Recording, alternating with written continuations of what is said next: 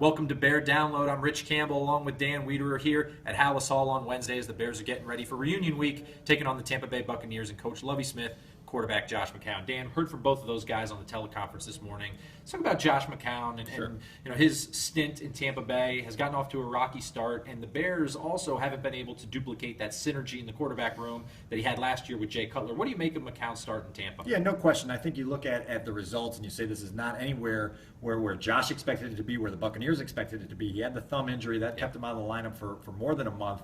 Obviously, and he admitted today, what I thought was interesting on the conference call is that early on in the season that he was pressing too much and identified that fine line between wanting to do well and pressing to do well. And I think that's an interesting concept for a guy who last year had very little pressure when he came in to relieve Jay Cutler. He was a starter. There wasn't a lot of expected of him. The success that he had was sort of all gravy. And then you sign that contract. You sign a $10 million contract, and there's these expectations.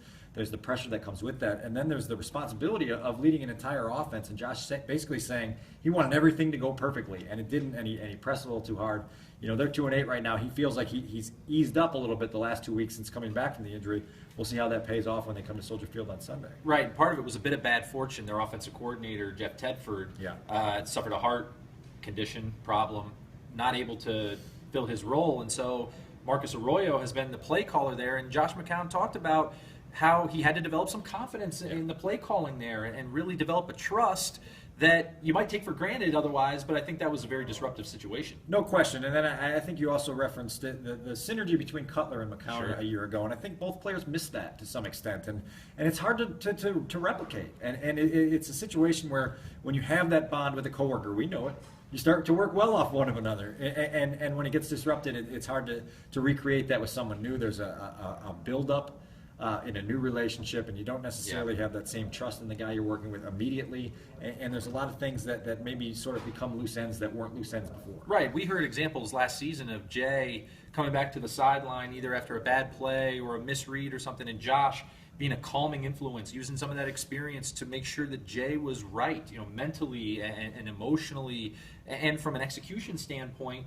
Mark Trestman went out of his way today to say that Jimmy Clausen is the backup now, has developed this type of relationship with Jay. It's improving, but Josh has a personality that makes all of his relationships special, and you don't want to get too touchy-feely about the whole thing, but this is a fact. He's unanimously respected for his leadership and his selflessness in this locker room. You saw how it affected Jay Cutler last season, and I think overall everybody would acknowledge that his presence is missed to some extent. No question. And I think just having that guy next to you, whether it's Jay for Josh or Josh for Jay, because they both did it for one another a year ago, it keeps you focused on the details of what you need to get done on a day-by-day basis. And it can be very small things, but they can make big difference when it shows up on Sundays.